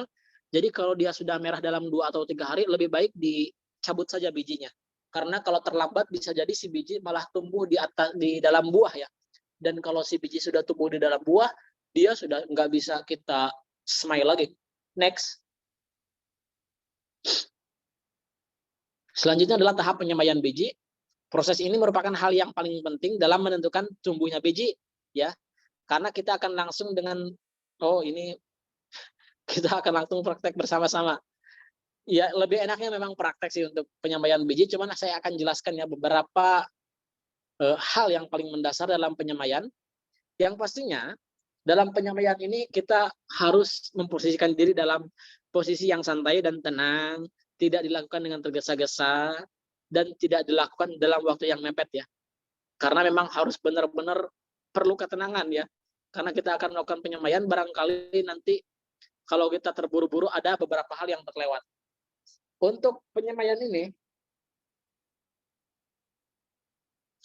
biasanya saya menggunakan media semai yang tadi dijelaskan pada bagian media tanam. Kita menggunakan Fumais Kasar dan Fitmos. Kemudian, si media tanam itu saya rendam dengan air fungisida. Dan setelah direndam, sekitar 15-20 menit, diangkat lagi sampai basah media tanamnya. Kemudian kita taburkan benih. Setelah taburkan benih, kita semprot dengan air bersih untuk memancing daya sprouting yang bagus. Karena tadi kan airnya sudah direndam, medianya sudah direndam dengan air fungisida ya. Otomatis media tanamnya terendam semua dengan fungisida.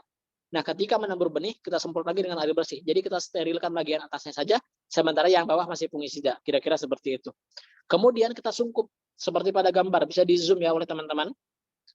Disungkup ataupun ditutup. Ada yang pakai plastik dan ada yang pakai toples. Karena untuk sprouting biji kaktus ini memerlukan suhu yang sangat panas.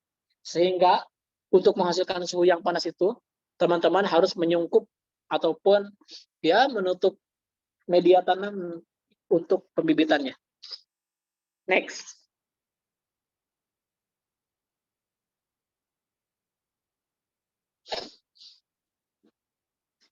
Kita masuk ke pembibitan vegetatif. Kalau pembibitan vegetatif, bisa dilihat di gambar ada anaknya, tinggal kita potel, lalu kita tanam. Kalau nggak bisa ditanam, contohnya ini yang grafting, kita potel, anaknya ya kita grafting lagi. Begitu kira-kira. Next. Nah, sudah dijelaskan ya, ada pengakaran langsung, ada metode grafting. Next. Lanjut ke hama dan perawatan. Next. Kutu putih. Ini jenis-jenis hama yang sangat umum ya. pada tanaman hias kaktus, apalagi jenis hama kutu putih ini. Hama ini merupakan hama baru yang menyerang beberapa tanaman di Indonesia. Hama ini juga diduga berasal dari benua Amerika. Hama kutu putih terjadi pertama kali di Florida, Amerika Serikat pada tahun 1998. Hama ini diperkirakan masuk ke Indonesia melalui perantara tanaman hias impor. Ya mungkin dari Opuntia tadi ya. Jadi muncul banyak hama kutu putih. Dan si hama ini sekali bertelur dia bisa bertelur sampai 500 butir. Dan berkembang biak 11 sampai 12 kali dalam 1 tahun. Sekarang bayangkan, jika di tempat teman-teman ada 5 kutu putih bertelur, otomatis 500 telur ya per kutu, maka dalam 1 kali bertelur sudah 2.500. Dikali 12, maka 30.000 kutu dalam setahun. Sehingga ancaman kutu putih ini bisa menjadi hal yang sangat serius dalam dunia pertanian kaktus khususnya ya. Next, kita akan melihat kutu batok. Nah, ini kutu batok ya. Adalah hama yang juga menyerang pada beberapa tanaman, termasuk tanaman hias kaktus. Hama ini sifatnya menghisap ya, menghisap sehingga kaktus kita menjadi kempes. Jadi menghisap seluruh zat yang ada pada tanaman hias kaktus, seperti lintah. Next. Siput ataupun bekicot, namun ini muncul ketika Anda merawat tanaman tidak pada greenhouse. Kalau di greenhouse, insya Allah aman. Karena dia menyukai tempat-tempat lembab biasanya si siput dan bekicotnya. Next. Kemudian jamur ya, kadang tumbuh jamur karena hal ini terjadi juga tentunya karena kelembaban media tanam yang berlebihan ya. Jadi jangan coba-coba untuk menyiram media tanam secara berlebihan karena bisa mengundang tumbuh kembangnya jamur, yang dimana jamur ini akan mengganggu proses pertumbuhan si kaktus karena ada beberapa bagian nutrisi yang seharusnya diserap ataupun dimakan kaktus malah dimakan oleh jamur. Next. Nah, kita masuk ke bagian pupuk. Ya, di sini memang khususnya di saya juga, saya menggunakan pupuk dekastar untuk pertumbuhan ataupun pupuk kosmokot, karena dalam pupuk ini sudah tergantung nutrisi ataupun unsur hara dan unsur makro mikro yang lengkap ya.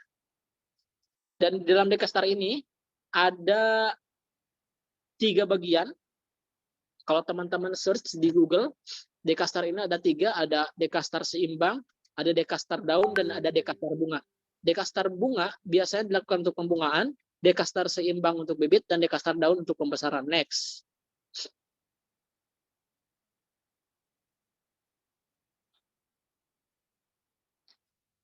Ada Liquinox B1, ini juga sering saya gunakan, dan saya menggunakan ini sebanyak 1 kali dalam 2 minggu.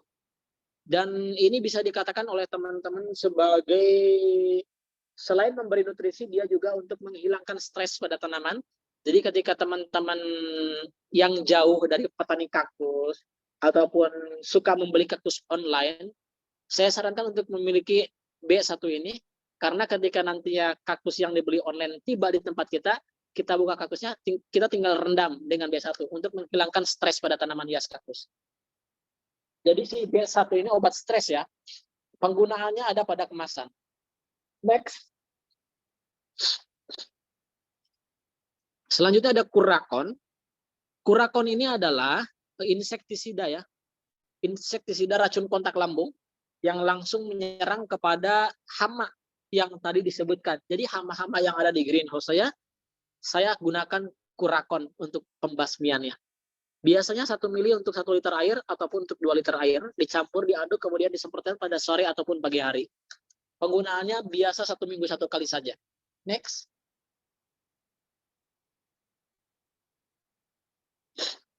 Next. Ini fungisida Amistartop. Fungisida ini untuk menghindari tumbuhnya jamur yang tadi ya, dan fungi-fungi yang lain. Fungisida itu ada sistematik, ada yang kontak. Kalau yang ini kebetulan yang sistematik. Kalau yang kontak itu langsung menyerang jamur, kalau yang sistematik untuk daya tahan si kaktusnya ya. Next.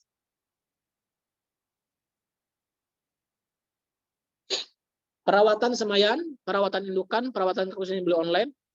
Perawatan semayan adalah perawatan yang paling mudah ya, karena hampir ditinggalkan pun nggak masalah untuk semayan. Kalau kering baru kita siram, kalau nggak kering kita siram, dan si semayan itu biasanya keringnya dalam 2 atau 3 bulan. Karena disungkup kan, semayan itu disungkup, kemudian di bawahnya dikasih air, Jadi perawatan semayan merupakan perawatan yang paling mudah.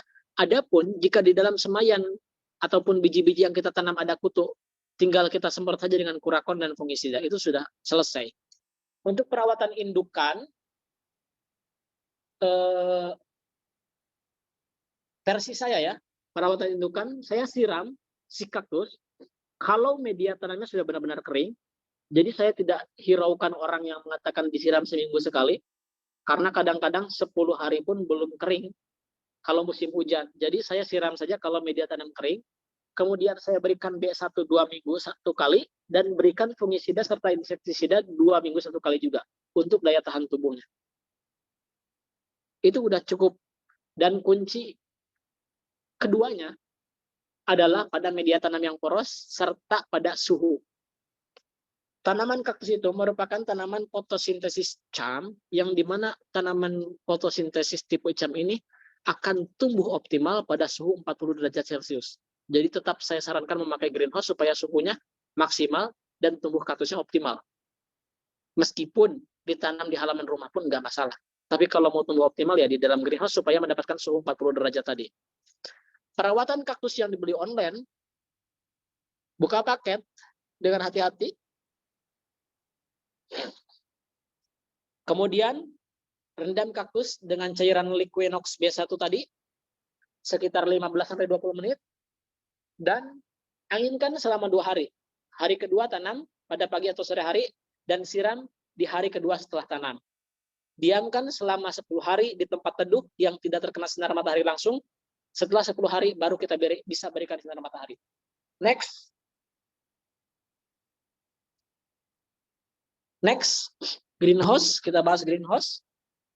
Greenhouse ini ada tunnel, ada piggy bag, dan ada multispan. Saya pakainya yang multispan ya. Yang piggy bag ataupun tunnel juga bagus banget. Teman-teman tinggal pilih aja bagi yang mau pakai greenhouse. Next. Untuk bahan-bahannya ada yang dari bambu, ada yang dari bambu, ada yang dari baja ringan, ada yang dari besi hollow. Tergantung kebutuhan ya. Dan tergantung budget juga. Kalau yang paling kuat sih besi hollow, cuma tentu biayanya juga paling mahal. Pertengahan sih baja ringan. Bambu juga sebenarnya kuat tapi tidak tahan lama saja. Dan lebih murah. Di beberapa daerah lebih murah. Tapi di beberapa daerah justru bambu lebih mahal. Next.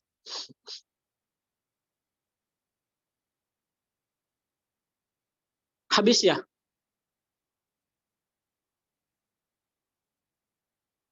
Oke. Mungkin cukup sekian saja pemaparan materi dari saya. Selebihnya saya sampaikan, mohon maaf bila banyak kekurangan. Barangkali ada pertanyaan atau lain sebagainya, saya kembalikan dulu ke host ya. Dipersilakan.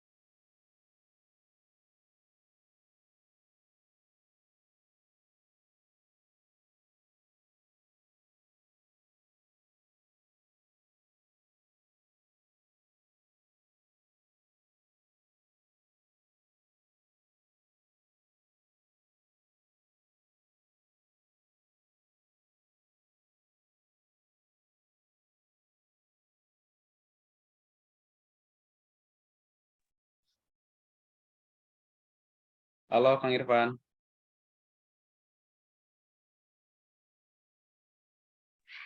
Iya, halo. Oke, halo. Sorry barusan di sini ada tamu. Iya. By the way, udah masuk sesi tanya jawab ya Kang? Iya, betul. Sudah masuk sesi tanya jawab. Oke.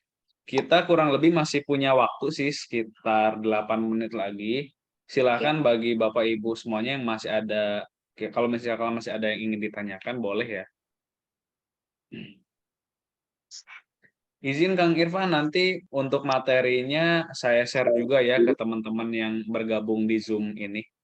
Iya, baik. Mungkin saya akan jawab beberapa pertanyaan yang sudah ada ya, yang tadi saat pemaparan materi. Siap, silakan. Ya, yang pertama, apakah bisa kursus atau pemeliharaan kaktus? Untuk saya sendiri sebenarnya tidak menyediakan, ya mungkin bisa komunikasi kepada Akang host nih, barangkali ada ya. Kalau saya nggak tahu dan tidak menyediakan. Kemudian pertanyaan kedua dari Ibu Rosni, jika penjual tidak jujur untuk bibit dan ternyata bibit bukan baru tapi lama, kira-kira apakah masih bisa tumbuh bibitnya dan berapa hari tumbuh tunasnya? Peluangnya masih ada, cuman nggak besar, jadi bisa saja tumbuh. Adapun jika tumbuh mungkin sprout rate-nya nggak bagus ya. Jadi misalkan ibu tanam 100 biji, paling yang tumbuh 40 ataupun 30 biji. Kalau memang bijinya itu sudah disimpan lama. Tapi kalau bijinya yang masih fresh, sprout rate-nya bisa sampai 90%. Kira-kira seperti itu ya. Jadi peluang untuk tumbuh masih bisa. Sementara baru ada 2 pertanyaan seperti itu, Kang. Oke, semoga bisa menjawab ya untuk Ibu Ida dan Ibu Rosni. Silakan kalau misalkan ada yang ingin bertanya lagi. Atau saya deh, Kang. Saya mau bertanya nih, Kang. Iya. Saya kan awam ya di dunia kaktus ini, dan memang baru kali ini saya tahu bahwa kaktus ini indah gitu. Banyak rupanya, bahkan ada yang berbunga gitu. Nah, yang ingin saya tanyakan, seberapa besar sih, Kang, potensi si tanaman kaktus ini di pasaran itu? Apakah banyak peminatnya, Kang?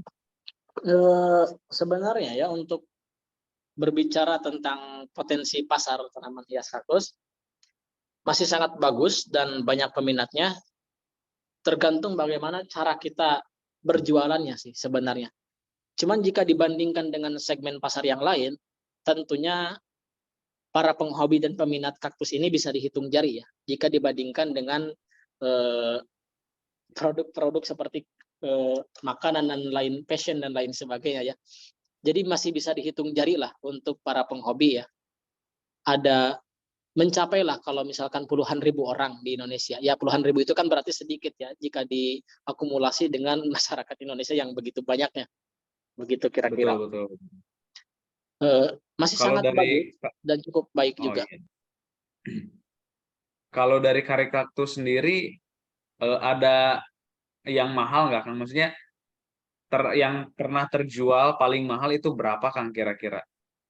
Kalau saya sendiri ya, sebenarnya saya baru mulai dari 3 tahun yang lalu. Jadi saya juga bisa dikatakan sebagai orang baru ya di dunia perkaktusan. Belum lama banget. Kalau menjual paling banyak, saya bisa mencapai penjualan 1 kali transaksi itu bisa 25 juta. Tapi untuk beberapa pohon. Tapi untuk yang 1 pohon yang termahal yang pernah saya jual, saya pernah menjual 1 pohon bernilai 15 juta. Jadi memang lumayan mahal juga ya. Dan dengan dihargain segitu pun artinya memang si kaktus ini memang punya nilai jual yang cukup tinggi ya, Kang Irfan. Iya betul, karena kebanyakan teman-teman penghobi baru ataupun yang yang kaktus-kaktus biasa tentu tahunya kaktus itu harganya 10.000, 5.000. Sebenarnya ada banyak sekali kaktus di Indonesia yang tersebar yang harganya sampai puluhan juta. Kalau ratus juta ada saja sih sebenarnya, cuman memang jarang didengar ya. Sebenarnya Ya, ada, betul, dan peminatnya pun sebenarnya ada. Bahkan kalau saya amat di akhir-akhir ini ya, kalau kita berbicara segmentasi penjualan, justru segmen pasar yang menengah ke atas itu lebih mudah untuk kita untuk kita gapai daripada segmentasi pasar yang menengah ke bawah. Kenapa demikian? Karena masyarakat menengah ke bawah ketika memang ekonomi nasional bisa dikatakan carut marut ya, apalagi dengan berita akhir-akhir ini resesi 2023, ekonomi menengah ke bawah itu sangat terdampak ekonominya dengan keadaan ekonomi nasional. Sementara orang-orang yang ekonominya menengah ke atas bisa dikatakan tidak terlalu goyang. Sehingga dalam kondisi seperti ini, seperti kondisi sekarang, saya lebih mudah menjual kaktus yang harganya 2 juta, 3 juta ke atas dibandingkan menjual kaktus yang harganya 100.000 ke bawah. Begitu Kak kira-kira. Iya. Oke, makasih banyak nih Kang Irfan, ngasih banyak pencerahan. Kurang lebih ini waktu 3 menit lagi. Di sini ada 2 pertanyaan, Kang. Yang pertama dari Pak Indra. Izin bertanya, Pak, bagaimana cara membedakan tanaman kaktus liar dan kaktus hias? Dan apakah ada perawatan khusus untuk perawatan kaktusnya? Boleh, Kang Irfan? Silakan. Untuk membedakan tanaman kaktus liar dan kaktus hias, ya kaktus liar tentunya mungkin yang didapatkan bukan dari petani ya, ataupun kita menemukan di luaran. Adapun jika petani yang menjual, oh ini kaktus liar, misalkan, ya kita paling dengan cara bertanya saja kepada petani dari mana mendapatkannya, bagaimana cara mendapatkannya. Karena habitat asli kaktus itu sendiri kan di luar negeri ya, dan jarang, bahkan di beberapa negara pun si kaktus itu justru dilindungi dan dan tidak boleh diperjualbelikan, sehingga sangat sulit ataupun mustahil di zaman seperti ini ya untuk mendapatkan kaktus yang benar-benar dari kaktus liar. Meskipun ada saja sih sebenarnya, cuman tentu harganya akan sangat mahal. Ya, itu untuk membedakannya. Jadi memang tidak ada perbedaan yang paling khusus ya untuk membedakan kaktus liar dan kaktus perawatan tanaman hias. Untuk perawatannya ya kurang lebih sama ya. Mungkin kaktus liar akan lebih sulit untuk untuk beradaptasi karena memang dia hidupnya di alam liar.